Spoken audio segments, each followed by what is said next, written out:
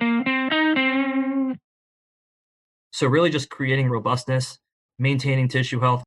You do see with these guys, when you do have a guy, which happens, some guys take 1 to 2 weeks off lifting, and you do start to see things on their force plate numbers go down. You start to Okay. see force at zero go down. Eccentric RFD goes down. You start to see peak force go down. These things that do help you buffer ground reaction force do start to change. That was Daniel Bove, and you're listening to the Just Fly Performance Podcast.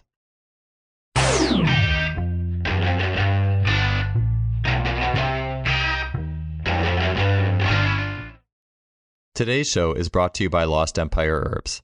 You can get 15% off my favorite herbs for well-being and athletic performance by heading to lostempireherbs.com/justfly. About 3 years ago, I got into herbalism after having Logan Christopher on the podcast, starting with the Phoenix formula, which literally had my body buzzing after I took it. Not in a jittery way, like coffee, but in a way where I really felt the herbs working with my body. Within 2 weeks, I was already noticeably stronger in the weight room. And ever since, I've made herbalism a regular part of my training regimen. I've totally ditched any sort of caffeine-laden pre-workout, and I really enjoy using supplements that come directly from the earth. Lost Empire Herbs was started by Logan Christopher and his two brothers to help bring back the lost empire of nature in our connection to it, and to bring the power of herbs to the general public. Again, if you want to see my favorite herbs, such as Shilajit, which has been mentioned by other podcast guests on this show, Phoenix Formula, and more, as well as get 15% off your purchase alongside a 365-day money-back guarantee, head to lostempireherbs.com/justfly. Welcome to another episode of the podcast, and thanks for joining us today. A few episodes of the podcast ago, Coach Michael Zweifel had said that every coach, regardless of where or what population is in front of you right now or what population you hope to work with someday, you should at least at some point in your coaching be working with youth sports and be working with athletes on the pro level. And of course, it's a little bit harder to get your foot in the door on that pro level of coaching, but the principle is true. It's helpful to see where did athletes start and where do they finish. And it helps us to appreciate and understand to a higher degree that total journey of the athlete and where they are along the way. And for this show, we're going to be getting into the nuances of that pro side of the equation. We've had a lot of shows speaking on youth sport dynamics, youth sport development, and I haven't had quite as many that really dial in to that pro side. So for this show, I'm really excited to have our guest, Daniel Bove. Daniel is the Director of Performance and Sports Science for the New Orleans Pelicans. He's also the author of the book, The Quadrant System, Navigating Stress in Team Sport. And Daniel has also spent time in the pro sector with the Atlanta Hawks and the Phoenix Suns. In his work, Daniel has come up with a unique system of load consolidation for athletes, working with that NBA population. And he calls this the Quadrant System. So on the show today, Daniel will go through that Quadrant System, the different types of loadings that he will impart onto the players, and how that fits in this lock and key manner with the different types of stressors players have during their training week and training season. Daniel will speak on specifically, and maybe you read the title of this show, but how he fits that lifting, that heavier strength stimulus into game day, into competition. And that will go into how he keeps his highs high and his lows low. So he'll be going into that high-low style of training. He'll be getting into some of the other elements of the quadrants, such as the repetition day, the speed day, and where those fit in the course of his training week. This is a show that, although it deals with more of the pro end of the spectrum, you can see how things change as you move to the college level, the high school level. And it's really interesting to understand this because it definitely just gives you a different lens on load management, a vital part of working with the athlete and helping them to be their best on game day, to recover, to manage long seasons and have some fun along the way. So this was a really cool show, and it was really great to sit down and talk with Daniel on his training ideology, and I learned a lot. I know you will too. Let's get on to it, episode 292 with Performance Director Daniel Bove. Daniel, welcome to the show, man. Thanks for being here. Dude, thank you for having me. It's a pleasure to be on here. And for your listeners, we actually did one a couple years ago that never came out because I think I switched teams like a week after we recorded the podcast, and we just decided to nix that one. But I'm really pumped to be back on here. Yeah. I forgot when that last one was that did never come out. Maybe we'll just tack it on the end of this episode. Yeah, it was in the middle of the bubble. It was like right when the bubble was happening in Orlando. Yeah, so I know our time is limited, so let's get right to it. I know you have your new book out, tell us a little bit about the 4 quadrants. So the 4 quadrants of training, and how do you categorize load for the athletes that you work with? Yeah, so the system was sort of developed over the last few years of working in the NBA. When you're trying to talk to coaches about workloads and planning of workloads, and you're trying to make it as simple as possible with not only the variables you're using, but you want to show them visuals. And I've always found quadrants and like a scatter plot to be a really, really powerful tool for showing coaches, hey, this is kind of where we fell today, or this is where we fell yesterday. And here's sort of where I want to push the team from a stress standpoint going into the coming days. So, over the last 5, 6 years in the league, I've used acute workloads, chronic workloads, acute chronic ratio, which is kind of, out of style right now. That's fine. um, but what it really came down to was communicating with something as easy as time on feet, and whether or not someone played live basketball or they didn't play live basketball on a given day. And that sort of gave me the 4 quadrants. So if you, I'm going to describe this to the listeners. It's a lot easier to have a visual, but if you think about a scatter plot with an X and Y axis, we have the X axis, which actually is represented by intensity. So you can think left side of the axis is non-live play, right side of the axis is going to actually be like an intense live play, 5-on-5, what have you. And then the Y axis is going to be time. Or, if you want to use GPS or some type of an accelerometer, you can use an external workload measure as well. But I usually have used time. So the bottom of the line meaning 0, and then the top 2 to 3 hours at the top, just in my personal experience. And then that gives you 4 quadrants. And the premise of the book was really to give people an idea of what my philosophy looks like from a stress management standpoint, mainly how to consolidate stress. So you have what happens on the court, and then you have what we try to implement as a stimulus in the weight room. How do we take those two stimuli, blend them together in a cohesive plan that does not detract from performance and, hopefully improves performance? That's the one goal of the book. So to figure out how we consolidate stress. And the other one is to manage chaos. So when I say manage the chaos, I'm really talking about in pro sport and in a high frequency pro sport, similar to the NBA, you're playing 3 to 4 games per week. You're changing time zones, ton of travel. Sometimes you have a back to back and things change. What you plan on tomorrow being a really long, hard practice, last minute it changes to an off day, or vice versa. You have an off day that was originally planned and then it ends up changing to kind of a moderate practice. And having to change on the dot within a 12 to 24-hour period and having to adjust your program accordingly. So then what I really created with the quadrants is just a decision matrix. Okay, I can really quickly talk to a coach. What are you thinking for tomorrow? How long are you thinking? Oh, cool. 90 minutes. Awesome. Are they going to play live or are they not going to play live? They're going to play live. Okay, how much? Those 2 or 3 questions gives me a great idea of, okay, this is what we can stress in the weight room, or this is what we can pull back on based on those conversations.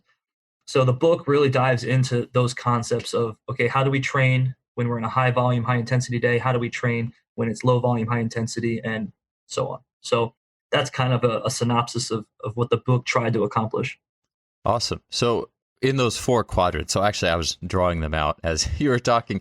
And so we have that I'm assuming on like the bottom left, that's like low time, low intensity. Top right, you have more time, high intensity.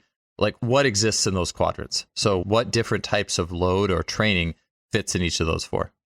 So just before I even get into that, I would like people to know that I don't even think my model that I have in the book is necessarily perfect for every single sport. What I have found to work with my model, with my quadrants, has really worked for basketball, but I'm not necessarily saying that works for hockey, for soccer, for football, for a combat sport.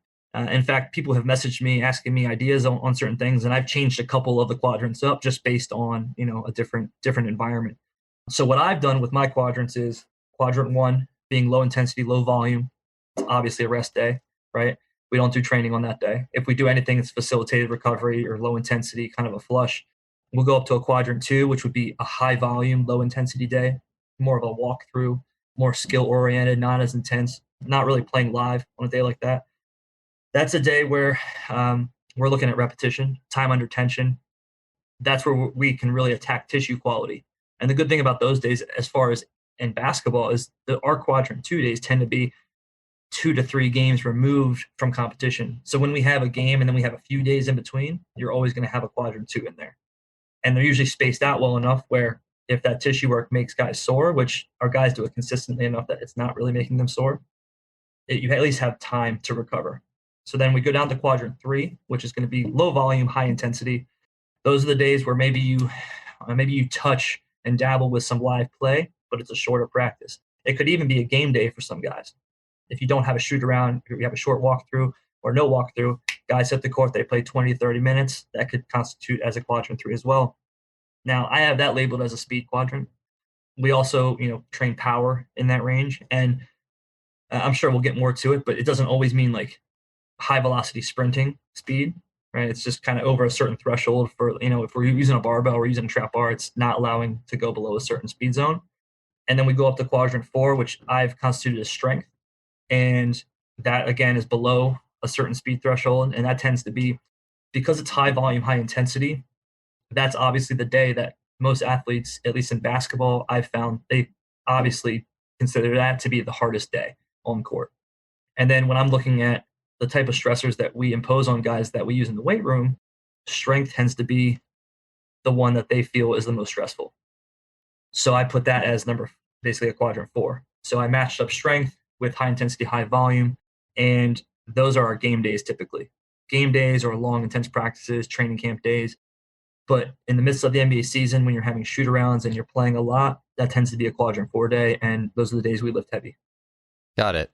So, yeah, because I was trying to figure out how do you, like when you first laid out the quadrant, I was thinking about it just from you could have like 2 columns, right? You could have, and you probably, I'm sure you do, like you have all the different training modalities. You have the recovery, reps, speed, and strength. And then you also have different probably intensities of practice. But that's also where it's interesting too, or like a game versus a practice, like an athlete who plays a lot in a game. So are you saying that, and I think this is probably true, right? Because you do post about game day lifting a lot, but the strength fits if it was to be like a lock and key, like the complementary stimulus is with a game, but it's just how much you do of the strength depends on how much you played. Would that be accurate? Or could you describe how those different stimuli fit with what kind of practice you had? No, that's a great question. And I mentioned it briefly in the book, and I labeled it the no zone. So we do have guys who fall into quadrant 4. I like most of our guys, unless they're doing kind of speed and power work, I prefer them to lift post game. So most of our lifting, I'd say 90% of our lifting is going to be a post game lift. So when we look at that, there are guys, or you go into overtime, you go in double overtime, or you have a player who plays 42, 43 minutes. There are cutoffs, right? Like, without getting too specific on what my cutoffs are, there are times when a guy comes in, he played 40, 42 minutes, where you say, you know what? We're cutting it. We're in that no zone area. It's a little too much today. We were originally going to trap our deadlift heavy. We're going to avoid that today. We'll get after it tomorrow. All right, and we move on. But then you have the guys that play 20 to 35, and they're lifting heavy post game. So you can bucket guys by how much they play. And I mentioned this too in the book as well, like when you have to pay attention to acute loads too and chronic loads, and what has the last week looked like? Are you in a 4 and 5? Because actually right now I'm in Cleveland and we are in the middle of a 4 and 5. So you're playing 4 games in 5 nights. You have to take that into account when you're programming your lifts. Mm-hmm. And maybe those game nights, maybe you don't lift on those game nights. So you have to take into account the whole schedule, and everything is context specific. Sure. That's interesting because it's funny. I mean, I have no experience working as a pro basketball strength coach. It's interesting to me how different that is versus someone who, let's say, works with high school basketball players, right? Like they're not going to play 4 games in 5 days, or not to mention like the length of the games and all that. I mean, it's just interesting to me how stress changes. Now, if you let's just say, for example, you talked about the quadrant being different. And I don't want to get too far away from some of the core components because I want to spend most of the time speaking on that. But let's just say it was now high school basketball, and it's just you're playing less. Maybe the games aren't quite as draining. It's not as long of a season. For that type of individual, I don't know if you've had people in that situation reach out to you. I mean, college, obviously somewhere similar to what you're doing, but probably in the middle a little bit. How might things change or alter, or do you have any thoughts as you get further down away from the pro level and that unique stressor? I view that like a sport with a longer microcycle. I look at that the same way I look at what the off season can look like with an athlete. When I was first getting into the sports science like side of things, I was really interested in the Verheyen stuff, and a lot of Mladen stuff is outstanding when it looks at the weekly microcycle of a soccer or football team, and you see the undulations of loads, like the slow increase and then the decrease, and it fits so perfectly into a week. And you obviously have a lot more flexibility to build out a plan like that when you're in a high school setting or when you're in the off season training an athlete. I still think a lot of the principles should remain the same, though. I do think like the intense days should be intense across the board. I still think the volumes should be higher across the board and low when they're supposed to be low. I do think you need to treat it like a symphony. The things need to fit. It's a puzzle. And although they don't have the schedule constraints that we have, I think the principles could be very similar. Yeah. I think the interesting thing to me is the high low. Mm-hmm. Just, I know, and you've written about that. You were writing about it in the book. The idea that I think it's very easy for sport practices to all fall into just everything medium, like everything's medium 100%. in the sport and the sport practice. And so how do we complement that? I mean, I guess you could just microdose, right? Just kind of roll with it, do the minimal dose each day, make sure you're doing no harm. It's interesting to me that like fitting the intense game with the intense lift. And obviously I'm sure that the volume is quite low. And like you said, some players won't even do it at all. That's very interesting to me. It does certainly make sense with a lot of what I've done in track and field, though. You have just a couple intense pieces that go together, and then have when you rest, you definitely want to go a little bit easier. What I was going to ask you, though, is so if the game, and obviously you have a lot more of intensity in the game, especially the crowd's there and there's more adrenaline and all that, but like the repetition, like would you not do like a heavy strength stimulus really during practice, during the week? You really are saving that for the competition days? Or could you explain that a little bit, how a higher rep training system versus like a real strength stimulus and how that fits with practice? Yeah, that's a great question. When you look at an NBA season, you have anywhere from 0 days to 4 days in between contests throughout the course of the year, and it changes. This week's 2 days between game, next week's 3, then you get 1, then you get back to back. So it's always changing, and that's one of the reasons that I made the quadrant system to, accommodate that constant changing of microcycle duration. But yeah, no. So most of the time, if you're with a coach that pays attention to loads and how you pattern that throughout the week and is in an open communication stream with the performance staff, you don't tend to have a ton of quadrant 4 days, high volume, high intensity practices in between contests. You save those. Those do exist during training camp or maybe like post All-Star or whatever. But for the most part, you're going to have 1s, 2s, and 3s in terms of quadrants throughout the course of a year, separating games. So then could be a rest day, it could be a speed and power day, or it can be a repetition day. And like I said earlier, repetition days tend to fall at least 2 days out from competition. And those are great days for tissue quality. So quadrant 3s tend to be the day before a contest. So if I do have 1 day separating two days or 2 games, I would rather it be a quadrant 3 where guys feel a little bit potentiated. They feel a little bit faster.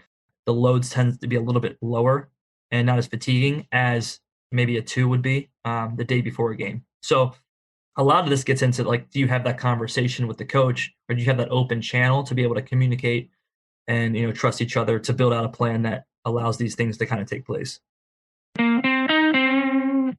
Blood work is a common analysis in the regime of elite athletes. It quantifies many dimensions and metrics of an athlete's physiology and helps one to see windows of potential performance improvement. Today's episode is also sponsored by Inside Tracker. Inside Tracker was founded in 2009 by leading scientists in aging, genetics, and biometrics. The company uses a blood test and patented algorithm to analyze your body's physiological markers, providing you with a clear picture of what's going on inside of you. Inside Tracker then offers science-backed recommendations for positive diet and lifestyle changes. In using Inside Tracker myself, it was truly fascinating to see the many metrics of my own physiology, looking at things like hormone levels, inflammation, blood oxygen-related metrics, and much more. If you are interested in an Inside Tracker analysis, for a limited time you can get 25% off the entire Inside Tracker store. And to get that discount, head to insidetracker.com/justflysports. Yeah, could you elaborate a little bit more on that speed complement? Sure. And just because there's been a couple, it's been more than one guests on the show who've talked about, and not just in basketball, but other sports as well, the idea that, and I think their frame is a little bit different than yours, but I think there's some similarities, but like they'll come back off a game or a competition with more of a slower strength stimulus. I imagine maybe it's not as high of intensity as the intensity you get to on your game days, but then the closer to the game, then the speeds might go up. They might be doing some more explosive things. So tell me more about the speed day or like the flow of that in the weekend. The way I always look at it too, sorry, I was just throwing my last 2 cents in, go ahead. I mean, like players, basketball or any sport, these guys are being explosive in their practice and their sport. I guess, how do you feel?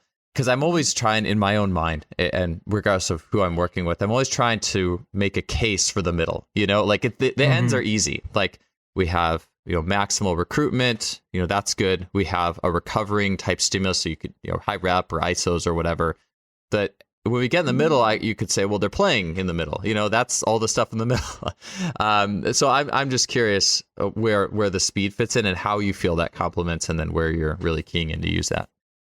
Yeah, I love this podcast because your questions are so like well thought out. And this is really what people like. I know me and Corey Schlesinger talk about this all the freaking time is, okay, are they fast? And do we need to even train that? And I think when I look at the quadrant 3, what I'm really referring to is it's really a lot of power, but this might confuse a little bit of some people, but you can get stronger on a quadrant 3 as well. And when I talk about velocities, it's pretty much anything above 0.75 meters per second. So you can train in the 0.75 to 1.0 meters per second like zone. And guys, while that is kind of like a power zone, you're going to get stronger there too.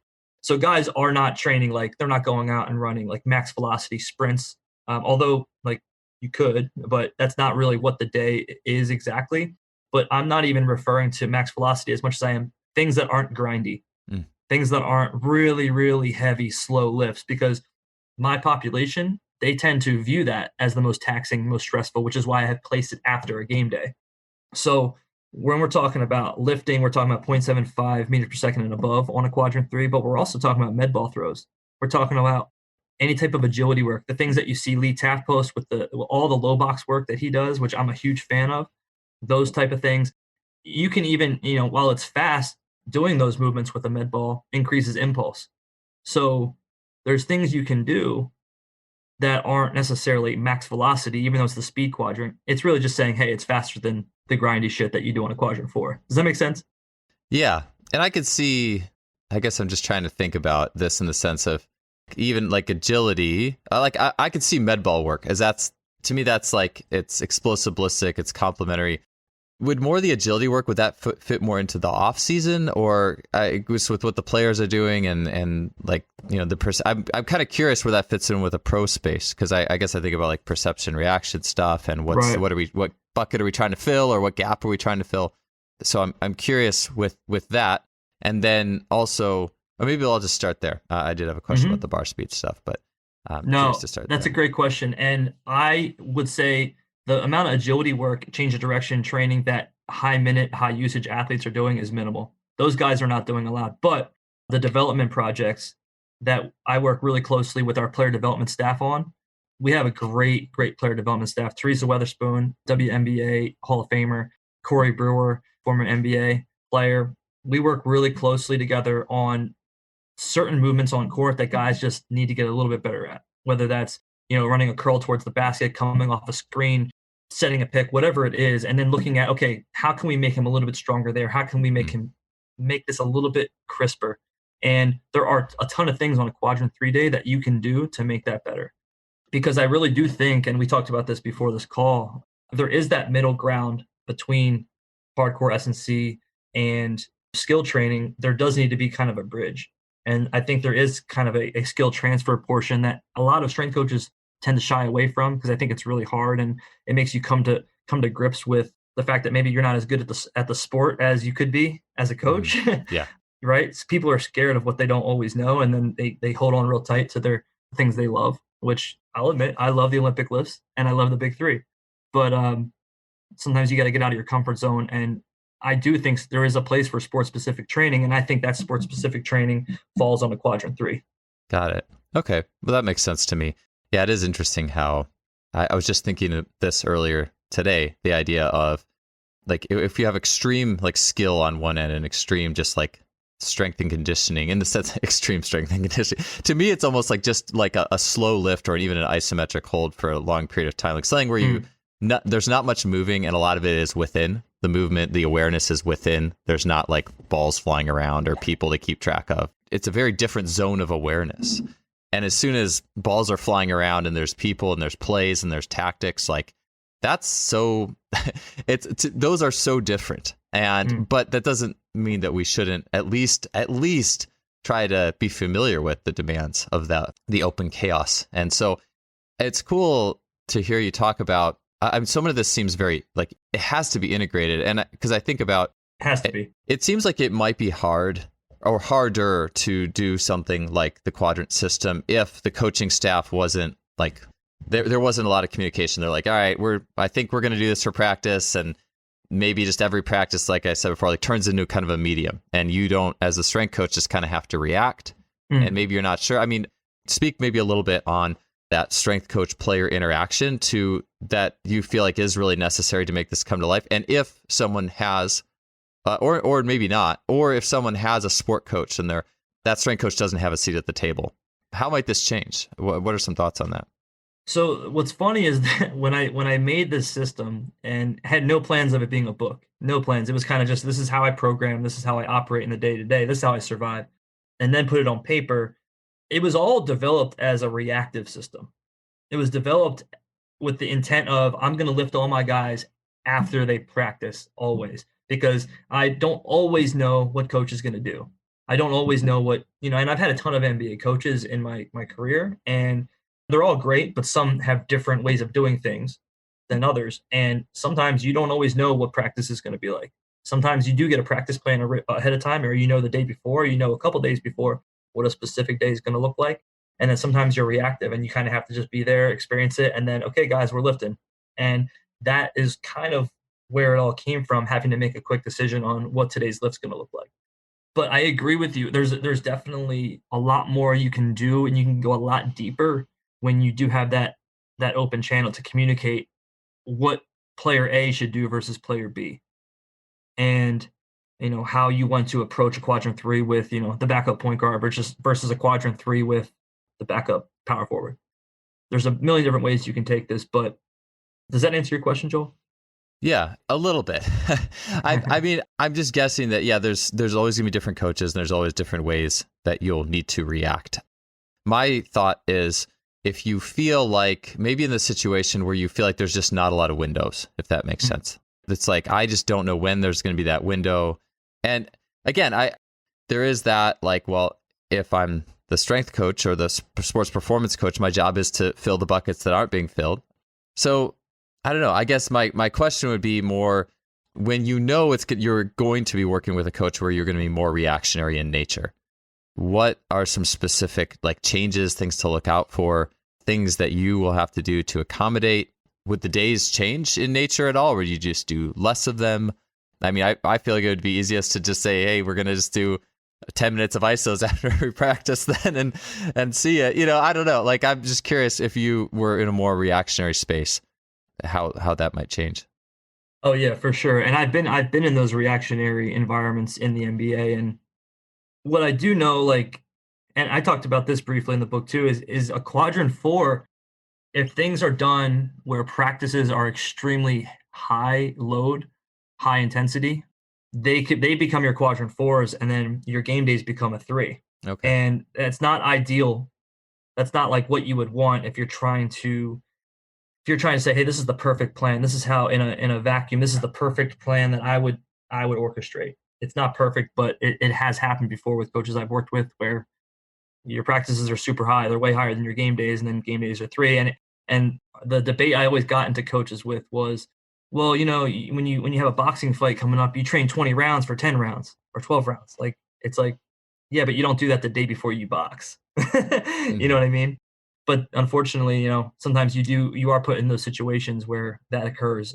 I haven't dealt with that in a long time, but that is something that happens from time to time.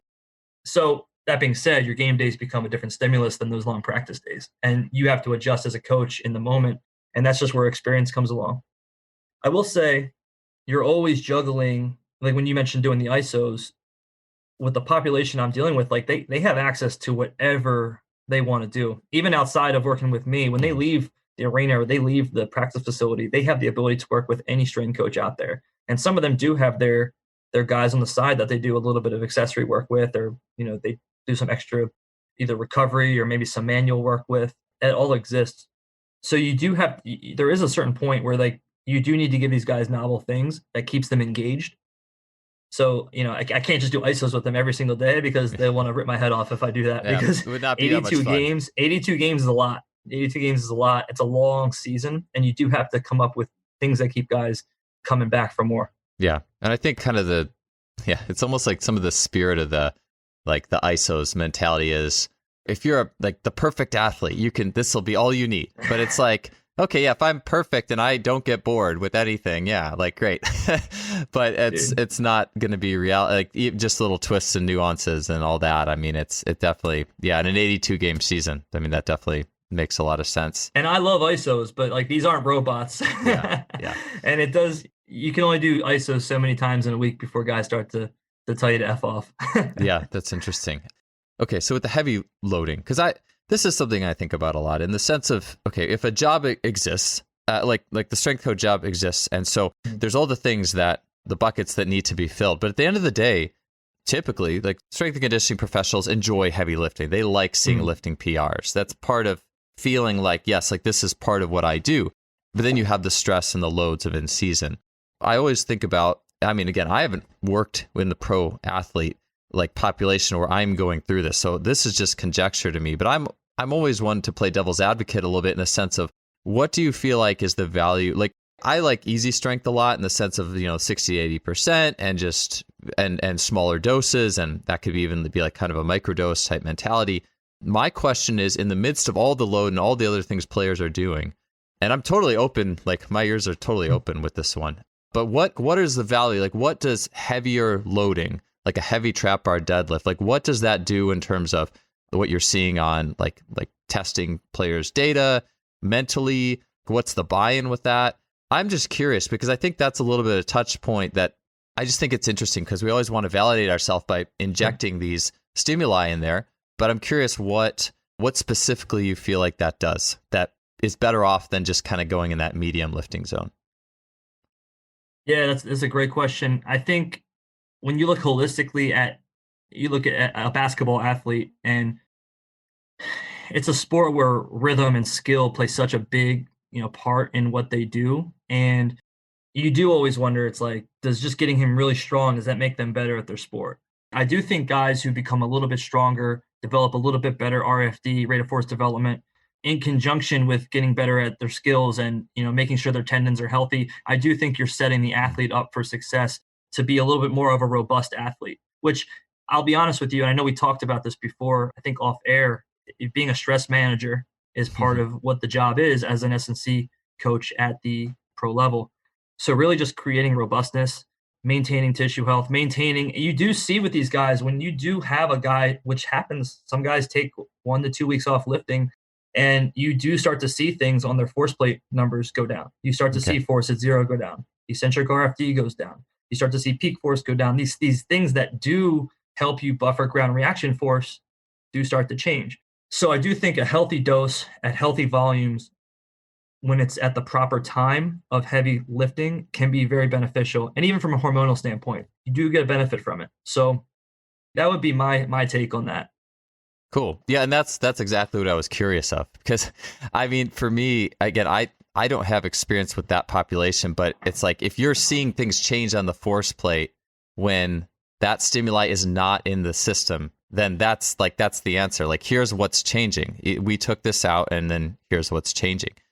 I'm curious how much of it do you actually have to do to keep that RFD from dropping off? Like, I mean, I'm sure you are not doing much doses, especially after like games and things like that, or are you? I mean, what's the type of volume these athletes are looking at? I know you said based off their playing time, there's that 40 minute, and then there's that like it was maybe like 25 to 40 or 15 to 40, and then the people who didn't play much at all. how does that change how much volume they're actually doing on those game days?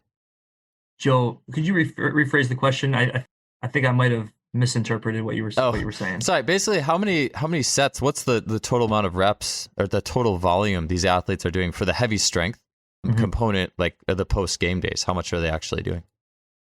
So, what I would say, like the most that we'll do heavy post game is like a 3x5 in terms of reps. Say we're doing trap bar on a given day. We could do a 3x5 depending on what our acute load is during that time, or we can do a 3x4 or a 3x3. We're going heavy. We're talking 0.5, 0.6 meters per second, right? Somewhere in that range. And then on a day where it's like, okay, like I want volume really low, we're just going to hit heavy singles and we're just going to do 3x1. And I'm just going to let you feel that. Or we'll do an overcoming. I'll just have you pull into the rack. We'll do, 5-second pulls into the rack, split squat or whatever. But I tend to manipulate the volume based on where the team is at from an acute load standpoint, how many games they've played in a 7 to 10 day period. And that tends to inform me on, okay, this is how much volume is going to be tonight. I wanted to take a quick break from the show to tell you a little bit about our sponsor, simplyfaster.com. Simplyfaster.com is a fantastic coaching resource, not only on the level of their blog and all the information they put out, but also on the level of their online store. With the click of a button, you can see and purchase the technology that is utilized by so many of the world's great coaches. In simplyfaster.com's online store, you can have access to training technology such as blood flow restriction training, timing systems, including the Freelap timing system, bar speed tracking devices, a variety of resistance training machines, such as the K-Box, and also Kaiser training units. Kaiser training units being strongly recommended by sprint coach Randy Huntington, for example. You'll also get access to motorized sprint training units such as the 1080 Sprint, force plates, and much more. You can check that all out by heading to simplyfaster.com. That's simply with an I, faster.com. Let's get back to the show. Gotcha. Well, that makes sense. One thing I was going to ask you with the heavy lifting after the game type thing would be like mental and emotional, like players lost the game or they had a bad game.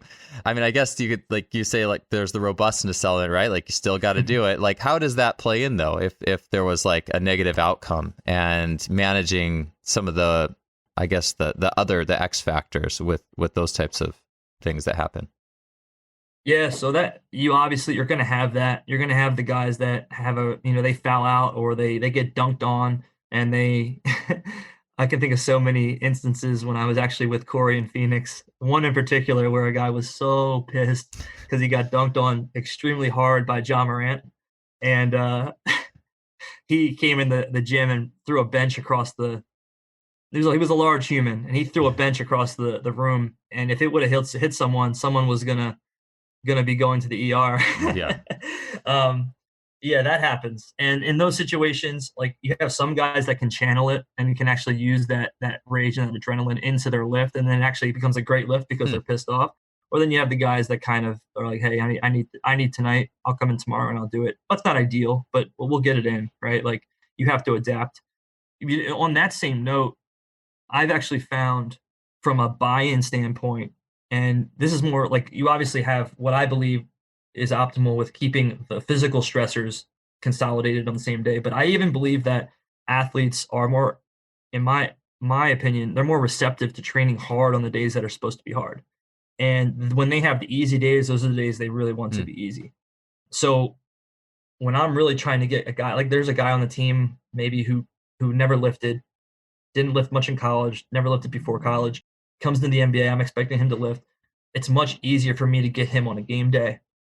For some reason, for some innate reason, I don't know what it is. It's a lot easier to get them on the day that they're actually have a higher arousal, a day that they're actually kind of pumped up versus a day when maybe it's an easy practice day or a walkthrough that I'm trying to get something done and they just aren't really into it. Yeah, that's interesting. I would have never thought about that. It does make me think about like Charlie Francis talking about to like get the stadium lights on takes a lot of power, but once they're on, you got to take advantage of the fact that they're on. And so I was going to ask you, there's something to that. Yeah. There's 100% something to that. Yeah. And it's like, it's also, there's environmental like too, and getting people like really up for the just the day in general and getting the adrenaline going. And yeah, I remember even, it's funny. I remember back when I was just playing basketball in high school. Like before the game, we would always just be in the weight room. Before the weight room was right next to the gym, so we would just like have team meetings in there. And I just remember like one day there was just like 135 pounds sitting on the bar, which is not much, but I didn't do any snatches in high school and just like cleans and stuff. But I was like, I wonder if I could snatch this, and like it was easy. Like, and I'm saying like that wasn't a lot of weight, but for somebody who hadn't really done it, and I mean, Right. it was, but I felt like that adrenaline that day was like, yeah, like let's go, like. So I was gonna say like I was gonna ask you though. I mean, and that's a cool anecdote with the game day and that perceptions like if I think the perception could perhaps be, and this is just only based off my observations, but there's going to be a few players that might not just like lifting heavy, right? Like, what's your experience with that? And then how do you? I guess you talked about buy-in, but like, what's your experience with the spectrum of your players and how they buy into that system and that game day lift and going heavier and things like that? What's been your observation with the response? Well, you have to. It's crazy because one of the unique challenges with working in the NBA is that you have a roster of 15 guys. A lot of them, they've all had strength coaches before. They've all been in different either organizations or with a college team or foreign teams where things are done a certain way, and they come in and they maybe one player likes to do his work for his quad in this way, or another guy likes to work on his hamstrings this way, or whatever it is. And they come to the table with, hey, this has worked for me before. Can we continue to do this? And you have to work with that to a certain degree. At the same time, showing them where you want to take them and having objective information and objective goals that you can actually show them, hey, that's great. I love what you're doing there. Let's throw in a little bit of this. And then slowly we're going to gravitate towards that. But you have to show them exactly what you're trying to do. Now, some guys are motivated by just getting better on the court. And there are things that you can show them, whether it's on the force plate, whether it's with gym aware, that you can show them, hey, this is going to make you better on your first step. This is going to make you better here. This is going to get you better in whatever position, moving laterally. You have the other guys that are like maybe a little bit older and they want to see changes in their tendon. They want to see changes happen on the physical level from a health standpoint. So there's ways that you can get those guys to buy in and show them, okay, here's the steps that we're going to take to get you where you need to be. You have the guys that want to look good. Yeah. You have the guys that literally just want to look good at the beach. In the NBA, right?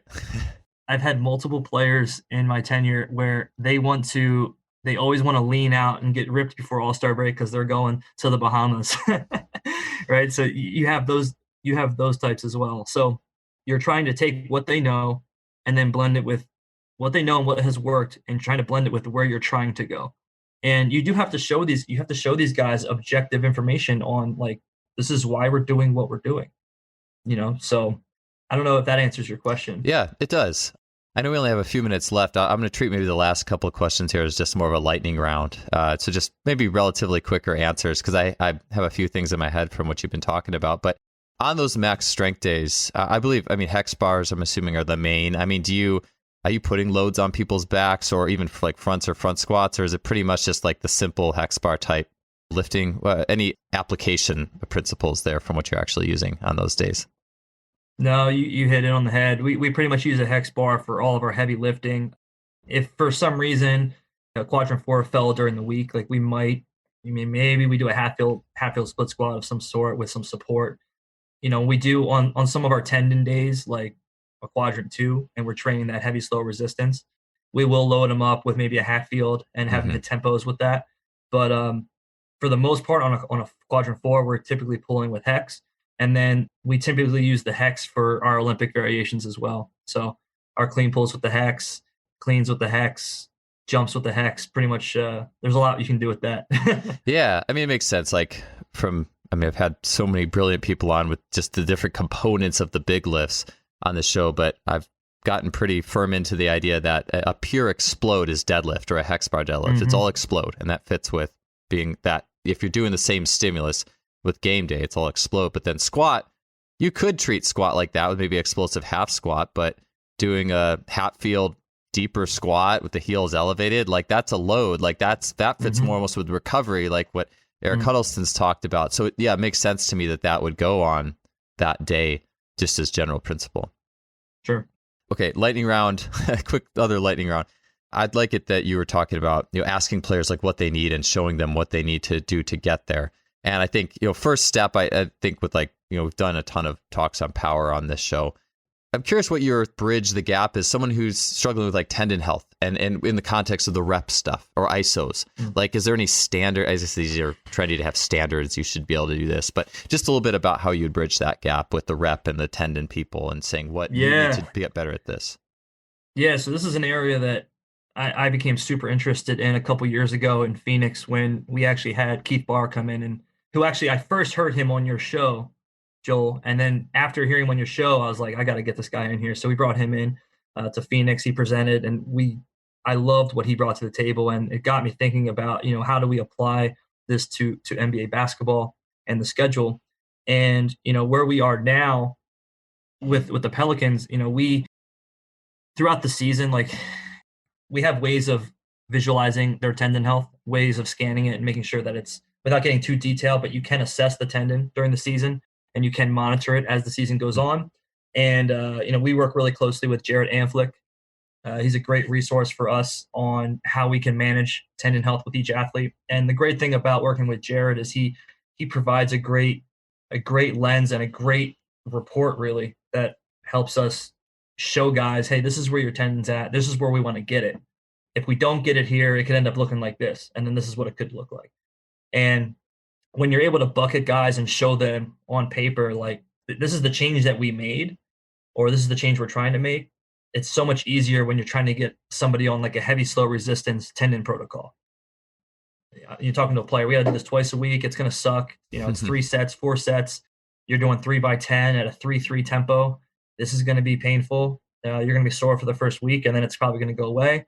And we got to stick with this throughout the 82 game season. Like, are you on board? Yeah. You better have some like objective measures that you can show them like, hey, this is getting better, or this is going to get it better.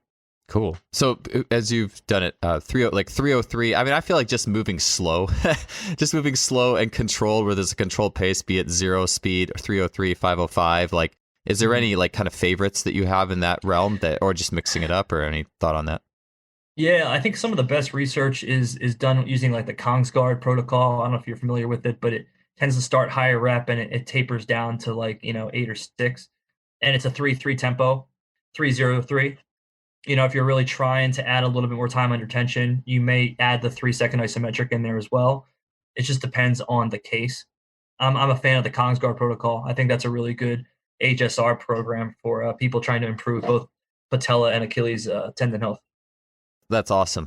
Sorry. So one question that I had that, it definitely is not really lightning round, but we'll just ask it anyway, see where we get. But, all these things, and people who aren't like, dealing with athletes who have just game after game after game and all this stress in season, off season. So whatever period of time you might get where athletes aren't doing a ton.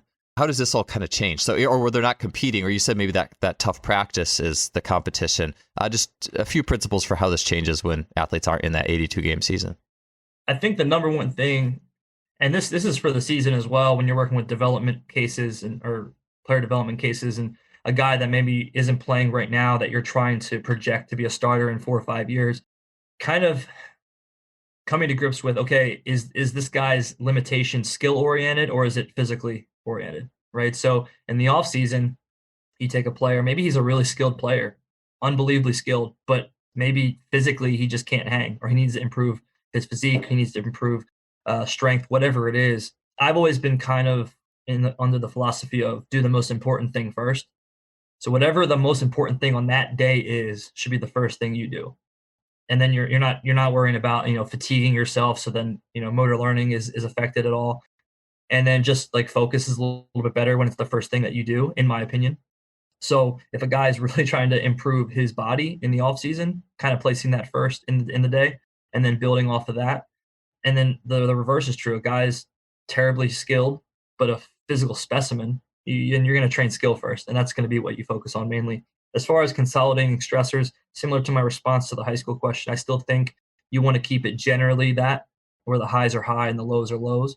Obviously, during the off season, you don't have the allostatic load that you have when you're traveling all over the country, multiple time zones, blue light lit arenas, and all the above, right? So you have a bigger room for error and flexibility in the off season.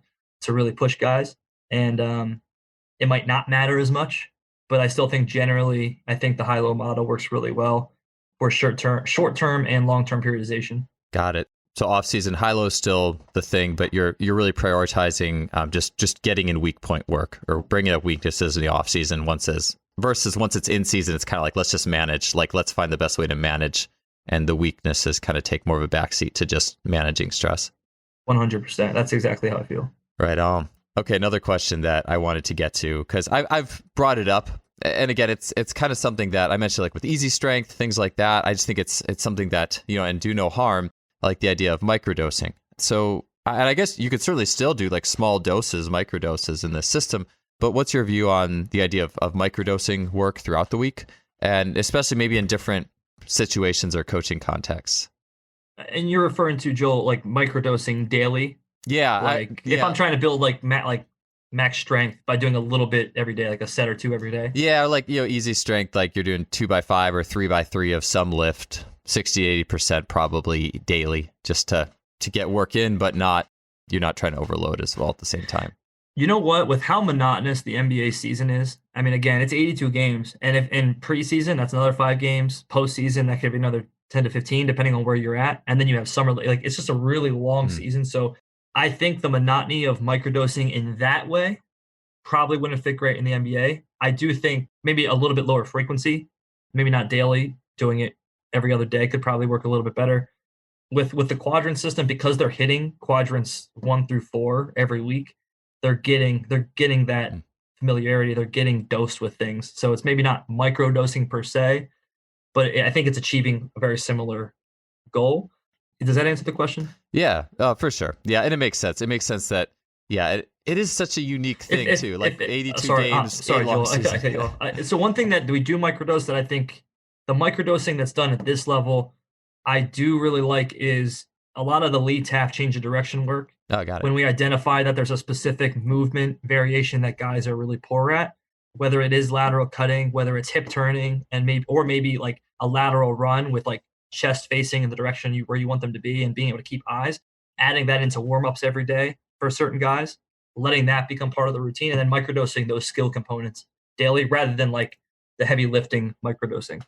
Cool. Yeah, that makes sense. Yeah, I mean, if you try to get a movement to stick, like to have it if you're just doing like, my thought has always been like, if you're just going to be doing like an agility drill or something once every week or something, or every week or two, compared to everything else you're doing, how are you going to get that to kind of stick and be a part of so that makes sense to me that would be something that, and plus it's not like that costs a lot to do that from an energy or load perspective.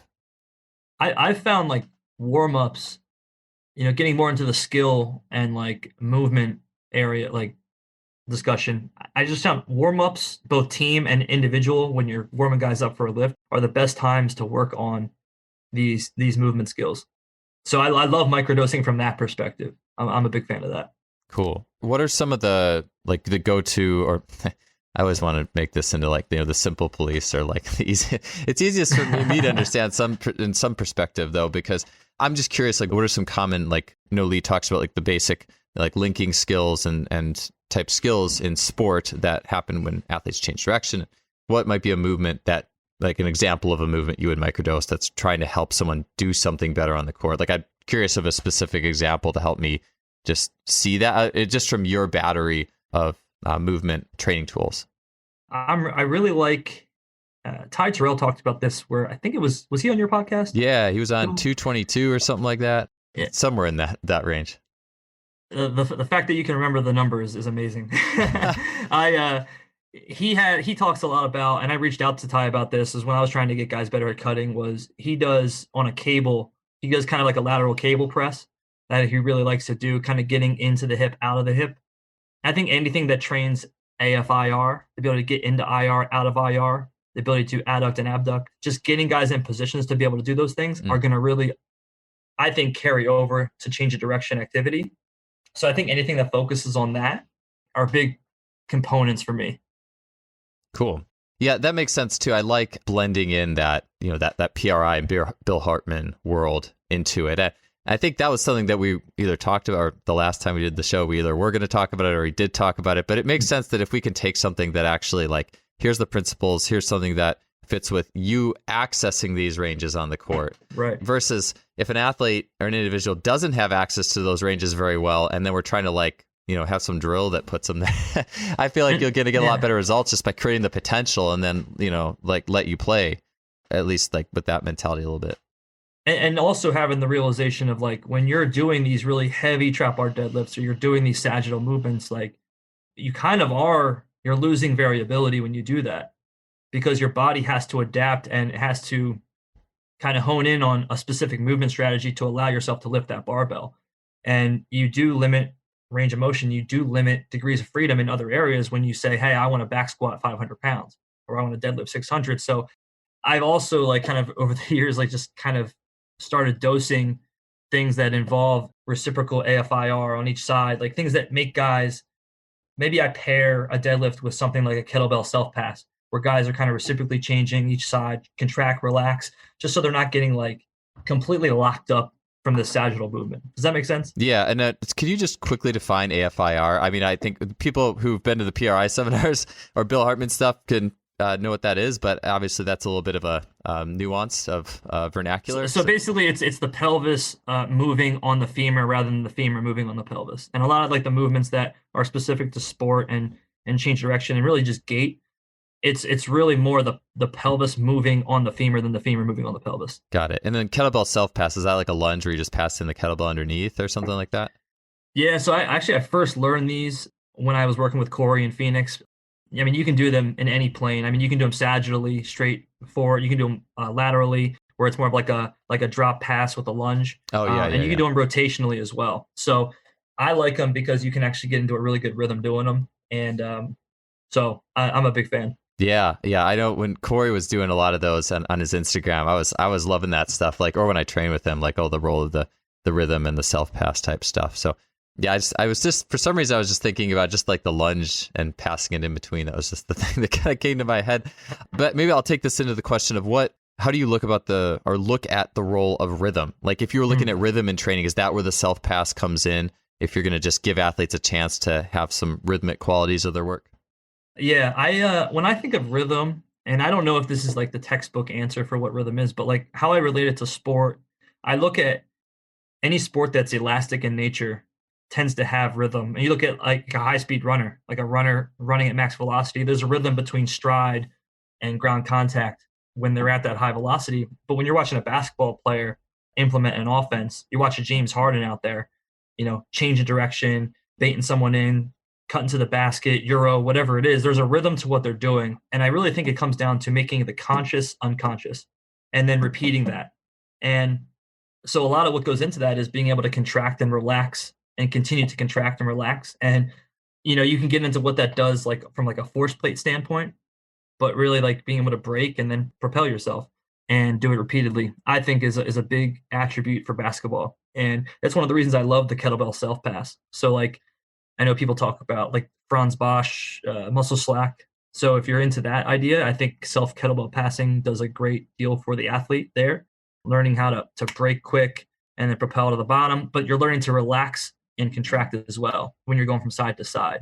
Yeah. So I think that component is super beneficial, and I don't think is used really enough in the industry. No, it's a more purposeful oscillatory isometric. I've been really into oscillatory isometrics for a long time, but I'm kind of linking to what you were saying about it's a long season, just to, rather than having like, a lift with just kind of very like kind of bland instructions, contract maxillary, then bound, like you get to just do something. You get, all right, we're going to drop this. We're going to work with this implement. And I love those for warm-ups too. I mean, there's guys on game nights. I love doing self kettlebell passing as a way to just kind of warm the guy up and get him feeling certain positions. And you're training that amortization phase at the bottom as well of the lunge. So it's like there's a lot of things you can gain from doing that.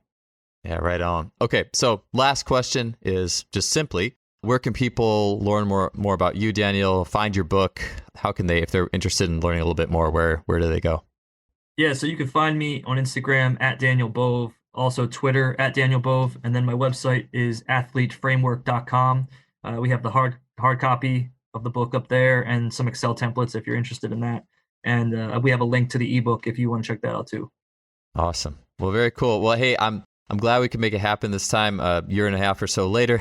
And thank you so much for being on, Daniel. I mean, I tell you, I live vicariously through, like, I've never had the opportunity to work with professional team sport athletes, and I've worked with pro swimming a little bit, but it's just so much fun and interesting to hear how you solve that unique setting, that unique, I guess you call it a problem of how do I deal with all this stress in this long season. And it's just so cool to see how your mind works. I really appreciate you taking the time to be on the show. Joel, it was an honor to be on here. I've been a fan of your podcast for a long time, and I'm just really thankful. Thank you for having me on, man. It was fun.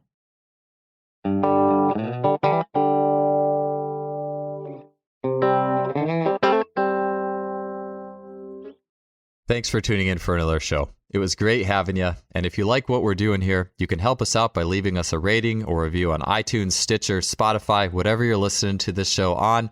I would totally appreciate it. We'll see you guys next week with another great guest.